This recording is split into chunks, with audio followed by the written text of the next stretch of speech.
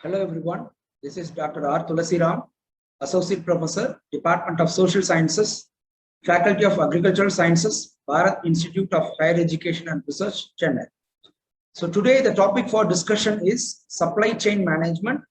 So this is one of the important lectures that is coming under the course Entrepreneurship Development and Business Management.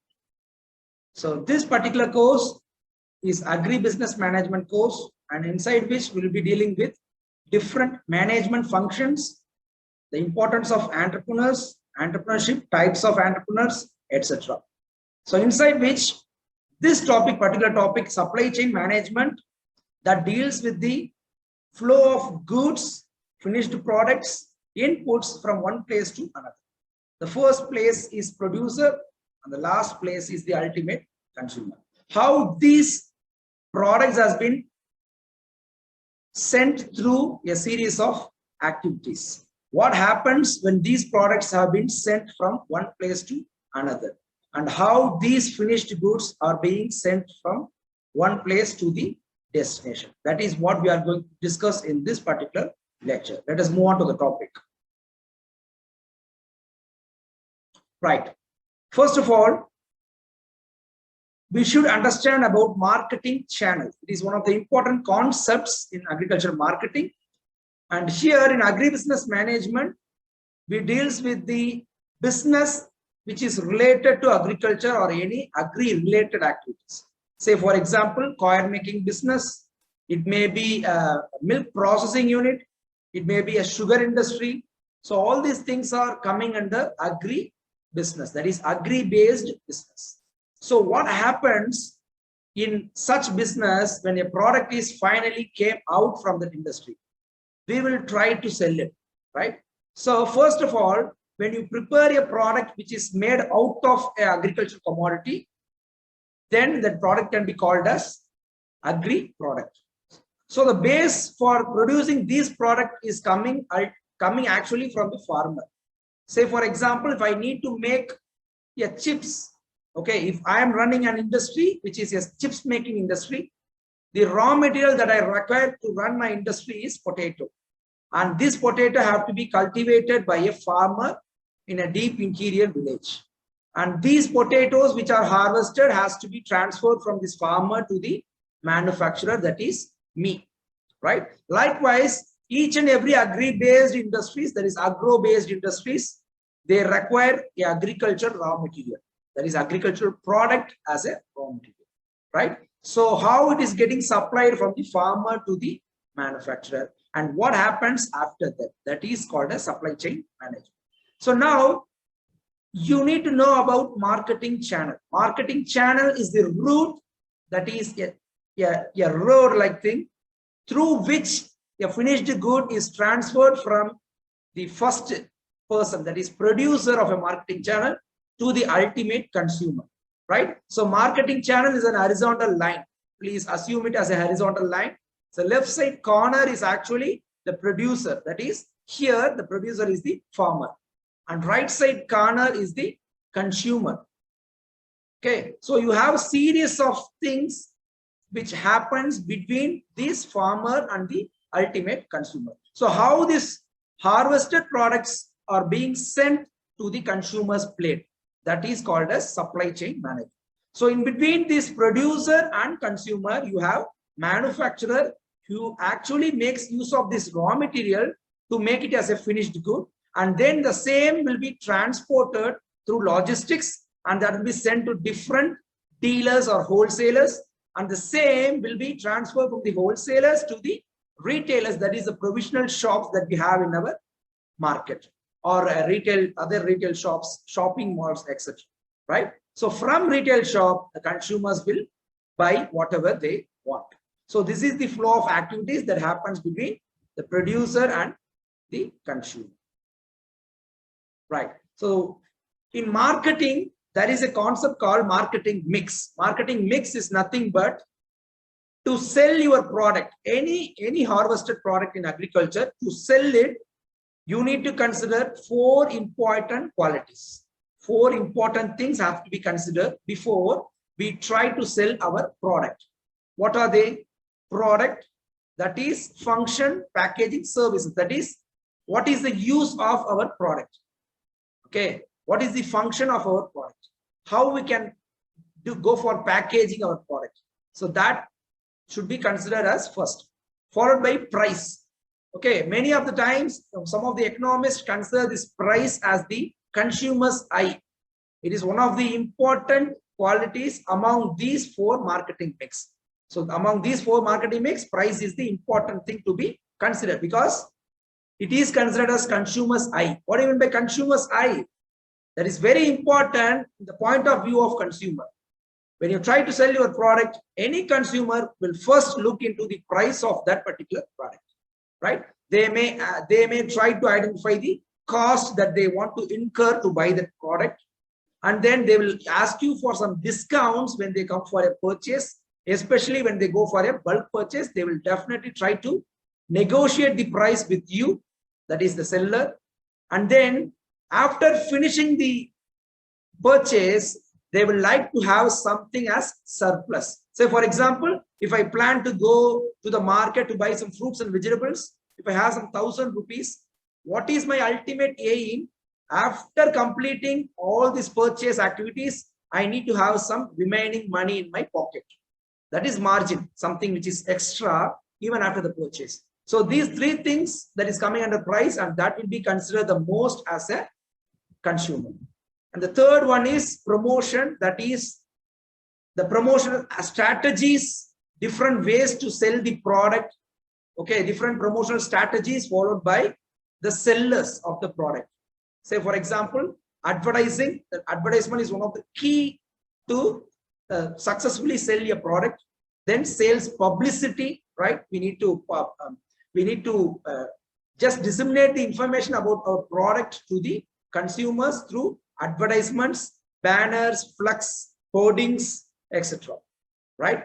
So these are the four things that is to be considered in marketing mix to sell any finished product. Right?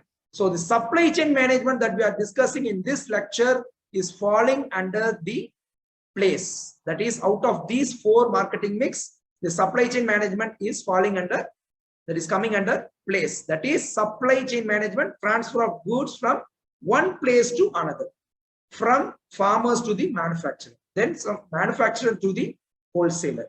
So it definitely deals with the place. So out of these four marketing mix, supply chain management is something related to place, right? Right. So now, as I told you, out of the four marketing mix, that is four pieces of marketing, right? The supply chain management is falling under place, right? It is the detailed distribution of products and how they flow between channel members. Channel members, as I told you, there is marketing channel. Okay, whoever involves in a marketing channel in moving the product from one place to another is called as channel members, right? So how this product is flowing between these channel members, how it is getting distributed from one place to another place, that is called as supply chain management. So it includes both flow and movement of product from one place to another. Here we are considering place, and that is why I told you out of four marketing mix, the supply chain management is coming under place. Right, as I told you, first of all, the first thing in this slide you should consider is supplier. Supplier in the sense, you need to have someone to supply you raw materials to produce anything. As a manufacturer, that is the second point in this slide, the manufacturer requires raw material, right? So the raw materials that they require can be gettable through farmer, or sometimes it may be gettable through a company which sells raw materials. A company can sell potato, they can buy it from farmers. Sometimes the farmers can directly sell potato to manufacturer, because the manufacturer's ultimate need is raw material to produce chips, potato chips. So raw material will be supplied from the farmer or any other supplier to the manufacturer. Now the raw material has reached the manufacturing unit, and because of this they will be getting paid. The suppliers are getting paid at this point. So there one fellow is going. After reaching the manufacturer, that is manufacturing unit, they will make use of this raw material to produce a finished goods. That may be any agro-based good. That may be a flower bouquet. That may be any ornamental value, like maybe an artistic thing, right? It may be chips. It may be an eatable. It may be an energy drink that is made out of fruits, vegetables, spices, etc. Right? So after producing such things, what happens? These finished produced product will be distributed through transportation. That is the third step, right? And then where it is getting transported, these products will be getting transported to different retailers.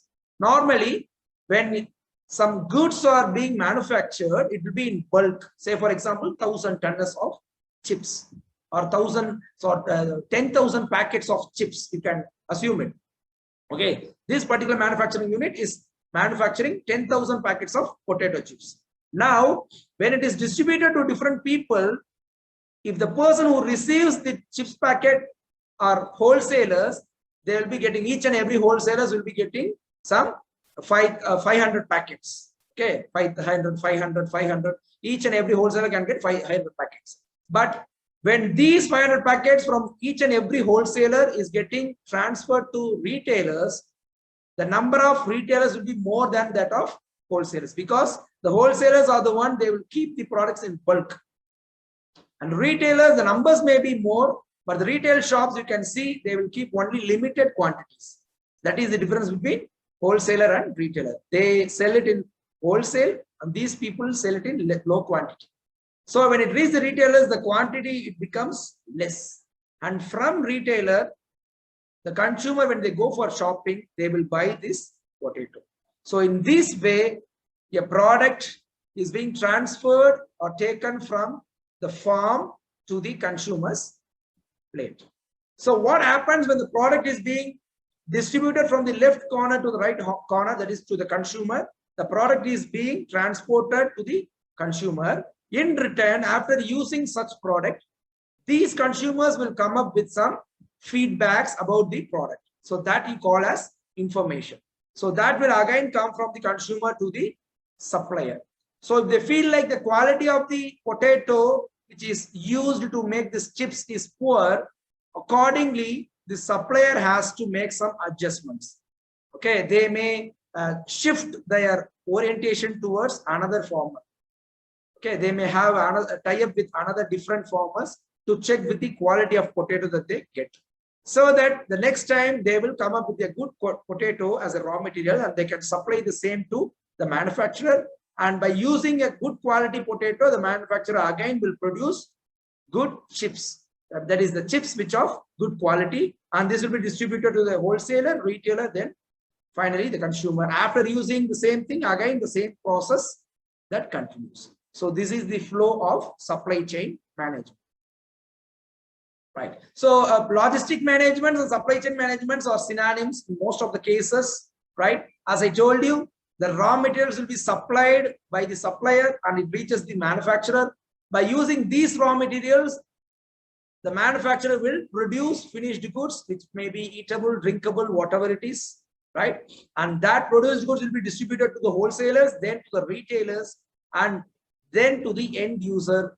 Here the end users are called as consumers, right? So this is about logistic management. So it is all about end-to-end process, right? From supplier, the primary product will flow to the producer, that is manufacturer.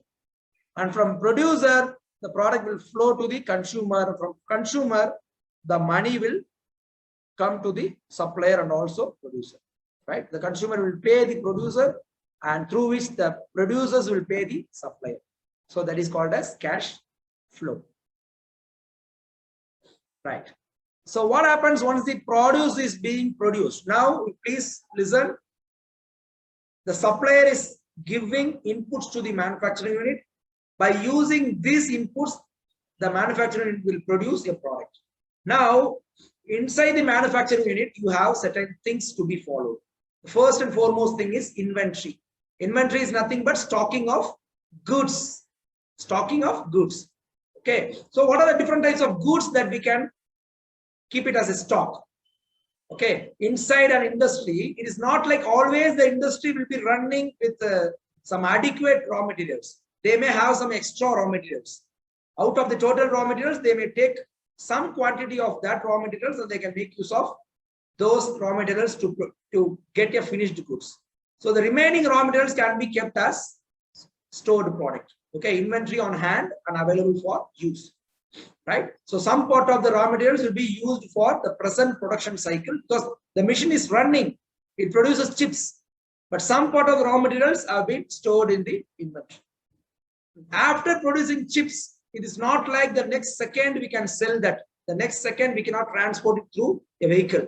Even the night 2 o'clock, you can complete producing chips packets. So until you sell it to the nearby market, it may take 1 day, 2 days, 3 days, etc. So until you send this to the nearby market, you need to keep these finished goods in the form of inventory. That is the goods which are made ready and which are ready to be sent for selling to the nearby market. So that is called as finished goods. And some of the products that we keep as inventory is work in process. That is partially some of the products have been completed. Say for example, a doll, okay, a fruit juice. Maybe you would have poured the juice inside the bottle by today. Next day you have to paste stickers. The next day you have to seal the bottle cap. You can fill gas into the energy drink bottle. It may be Coca-Cola, etc. Right? So it is partially completed thing that is called as work in process. So these three types of products can be stored in an inventory, that is in a manufacturing business. Right. So inventory has two types of things: lot size inventories and anticipation inventories. Lot size inventories are, we will produce products only based on the requirement given by the buyers. Okay. If there are 10 buyers who wants my chips pocket and each and every buyer wants 1,000 packets, I have to send them, I have to produce 10,000 pockets only. So that is large size inventories. So accordingly, I will be storing 10,000 packets. Anticipation inventories, as the name itself suggests, okay, apart from the 10,000 packets, for safety purpose, I can anticipate that in the future, it may become more than 10,000. So what I do because of this, instead of producing 10,000 chips packet, I can produce 12,000 or 13,000, and the 3,000 can be stored as safety stock. So the quantity of stock planned to be in the inventory to protect against fluctuations in demand or supply. If instead of 10,000 chips packet, if they demand 13,000 chips packet, and if I keep a buffer stock of 3,000 chips packet, that time it will be useful for me. So that is called as anticipation inventories. Right. So how do we manage this inventory? Because we keep everything in inventory. So it consists of finished goods. It is highly valuable. It consists of raw materials, which is one of the important things to produce anything, to run any business. So how do we keep it? Raw materials availability only for production requirements. Okay, we need to control that raw material availability. We need to control it as just equal to the demand made by the buyers. And unit of production based on consumers' demand. We can produce only how much the consumer demands. That is, as I told you, if it is 10,000 packets, you can produce some 1,000 packets extra, not beyond that. And there is one more concept called JIT concept, that is just in time concept. That is, we need to concentrate on our time, work, and storage space. We need to be very good in time management, because when a buyer is asking for a particular product, we need to supply the same in the prescribed time. Otherwise, we may lose some regular customers. Right. Then what we do, we need to, first of all, we need to buy inputs from the suppliers. Right. So we may have n number of suppliers who can give you the same raw materials. Okay. Oil, you can get it from 10 people, 10 different traders. Okay. Salt, you can get it from 10 different people. Vegetables, potato, you can get it from 20 different suppliers. So you need to select one supplier among this lot, and you need to analyze their bids. Okay. Each and everyone will come up with their rate, price. So whoever sells it for low price, you can select that particular supplier, because you can save some money. And you can go for price negotiations, and you can issue purchase orders. That is, that you can demand them how much you need. Then you need to follow them with regular phone calls and emails. Then you can analyze the cost and study the market conditions. And you can also maintain the price catalogs, and you can keep it as an information library. So this is with regard to purchasing of inputs, right? So once you have purchased all these things, right, you can accept the inflow of these input materials to your storage space, your store, your business running area. You may have a store. Okay, so you will get input to your store, right? And that can be kept. And whenever you need input to manufacture something, you go to your store and you can get some input. Say, for example, if someone is running a college, university, okay, they also have a store inside which they keep record notebooks in bulk. Okay, so when do they take this record notebook from the store? Whenever they go for a new semester, whenever they require record notebooks, the students, whenever they require, they will take few records from the stores. The same way, whenever this raw materials which is stored in the stores, which is required for manufacturing purpose, that time they can go and take some limited quantity of raw materials for manufacturing purpose. And also you can, after producing the goods through the manufacturing process, you can store these finished goods in the store. So from someone can get it, and from store it can be transported through lorries and trucks to wholesalers and retailers. And you should always check the quantity and quality of these stored goods.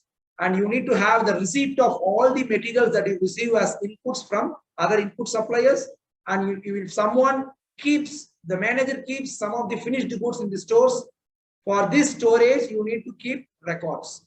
And you need to prepare goods receipt note, that I will tell you what it is. And you can also prepare rejection note, and then you can store these products, both input materials and also finished goods out of your manufacturing unit.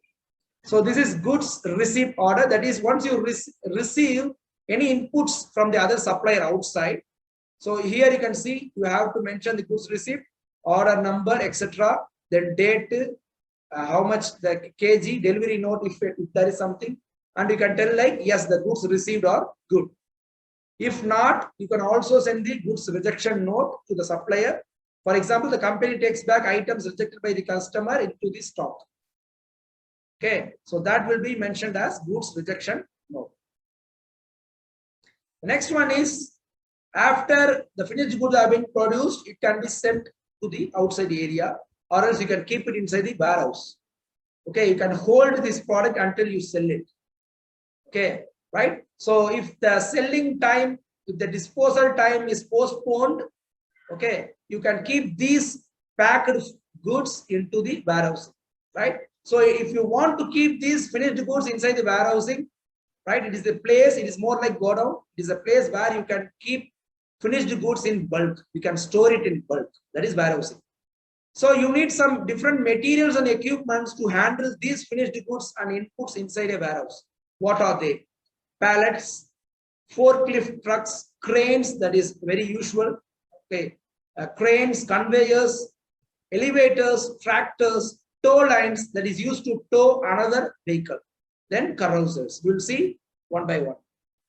So these are some of the warehouse equipments. First one is forklift truck. You can lift by using this truck. You can keep something here and you can lift. This is pallets, that is used for arrangements of objects. Then carousels, it is turnable, it is made of steel. You can see here, you can turn these things. It is for easy arrangements. This is tow line. You have a railway track like thing.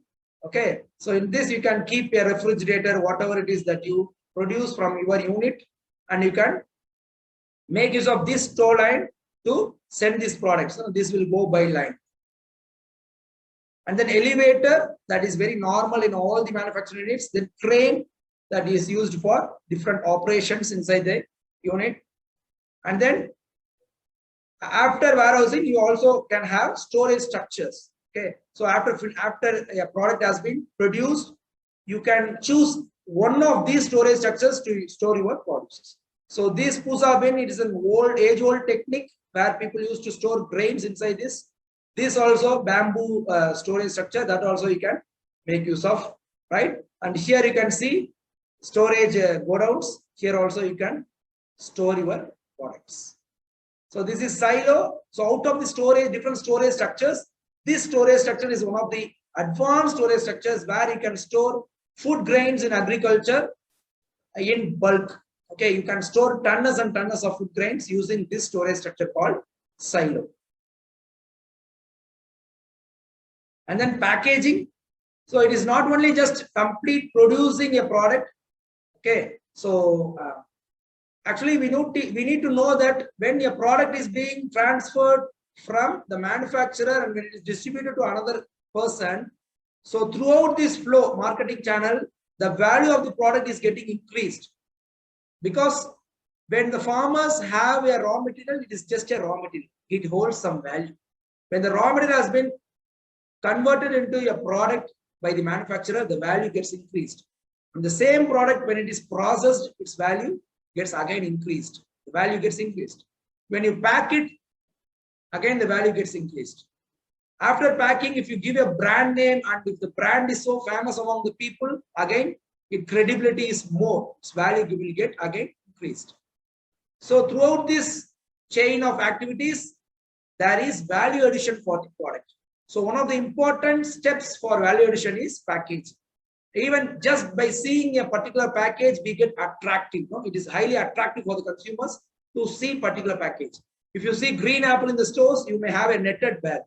Plums, grapes also, it is being holding in the netted bag, right? So tomato, it will be stored in the cotton box, carton. Okay, plastic box, sometimes cotton box.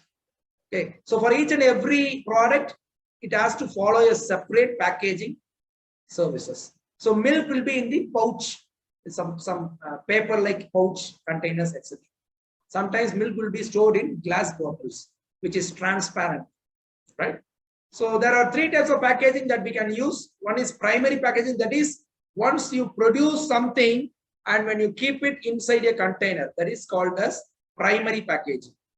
Okay, so after doing this primary packaging, if there are 10 containers like this, if you keep it in a larger box, that is secondary packaging.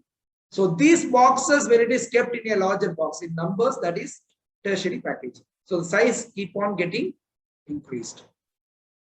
So these are some of the packaging materials that we have when we try to transfer a product from manufacturer to the consumer, right? So you have different types of materials. So that is highly based on the type of commodity or nature of the product. Okay, if the product is a glass, it is highly fragile, it is breakable. So accordingly, you need to have packaging material. In the boxes, you would have seen, no? Glass bottles, fragile commodity inside, perishable commodity inside. The roadside, when you travel through the roads, the highways, you can see lorries which move so faster. Why they travel so faster? It is highly risky to go slow because they carry commodities which are perishable. That is the commodities that decays quickly. Some of the examples are fish, milk, etc. Okay, that is why they keep as perishable commodities. Oil, petroleum, just to convey the extent of danger to the consumers. Sometimes the mobile phones will be packed with a air bubble, bubble sheets, isn't it? Then thermocol, wooden box, biodegradable, foil, shrink wraps, plastics, etc. So these are some of the different packing materials. Why there are variety of packing materials? Because based on the type and nature of product, these packing materials will be different. Then after packaging, what we do, now the product is ready, it is packed in a pakka way.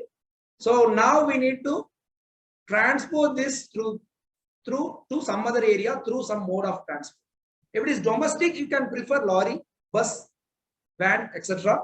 If it is very near, you can even take it on your hand, right? So if it is far away, neighboring countries, you can prefer ship.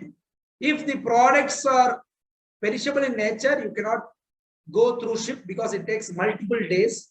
So you can prefer flights to transport. Okay, so you need to contact the shippers, consignment, carriers, government order has to be given. They need to give you permission. You need to pay some duties to sell these products to outside.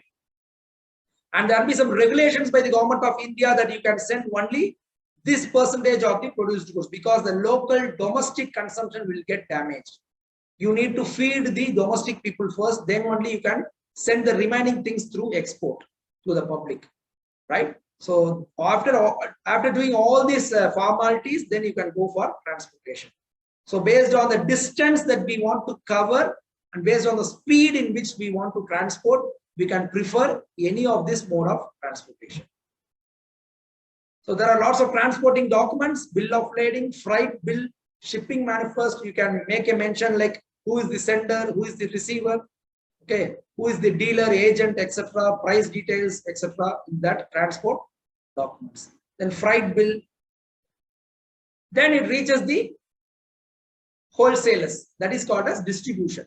Manufacturers through transportation reach some wholesalers.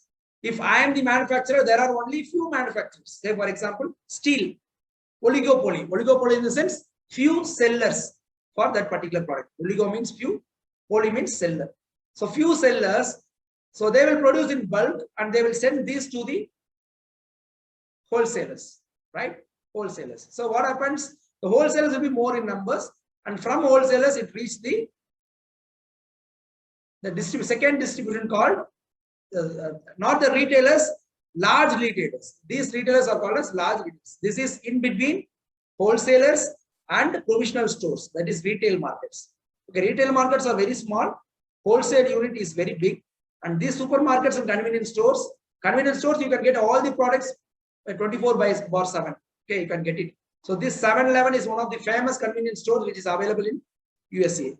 And supermarkets, of course, everyone in India knows about it. So this is the second channel in distribution. From wholesaler, it reaches the secondary retailers, that is large retailers. Then it reaches the vending machine. That is one option. You can also sell it through this, and the consumers can also get products through these vending machines. And other thing is retail shops that you know in our stores, provisional stores, everything is there, corner to corner. In all the streets of India, you have provisional stores. And from those stores, it finally reaches the end user, that is called consumer. So now we can summarize this. As I told you, for supplying raw materials to the manufacturer, you can have n number of suppliers, and again it reaches another suppliers, then it reaches the manufacturer. So after producing, it is getting distributed to different wholesalers, retailers, and then it reaches the ultimate consumer. So this is called as supply chain management. So just for an example, I'm telling this supply chain management, it is different for different industries. So far we have talked with some examples which is related to potato industries or any manufacturing industries. So this example of supply chain management is with relation to textile industries. So the raw material to finished goods, the supply chain in the industry, that is textile industry, is given as follows, right? So first raw material will be supplied, that is this cotton, etc., will be supplied to the manufacturer. They will make use of this to produce a product. Then they will distribute the same to the wholesalers. Then the wholesaler will send it to the retailers, that is to the shops, retail shops, supermarkets, malls, etc., from where we can get our shirt. So see where it starts: input cotton, right, thread, etc. Then ultimately it has become a finished good. So the value keep on increasing. Cotton, thread, there is a value. And finally, for customers, when they purchase a shirt, the value is getting increased. So throughout this chain of activities, the value is getting increased. That is called as supply chain management. So that's all for today's class. In this class, we were talking about supply chain management. What are the things that involves between a producer and the ultimate consumer, and what happens when the finished product is being transferred from the manufacturer to the end customer, who are all involved in between producer and consumer in a supply chain, and what happens, what are the different activities are being done when a product is being transferred from the place of manufacturing to the place of consumption. So that's all for today's class. I hope you enjoyed this lecture. We'll meet again in the future course of time with some other interesting lecture. Until then, this is bye from Tulasi. Thank you.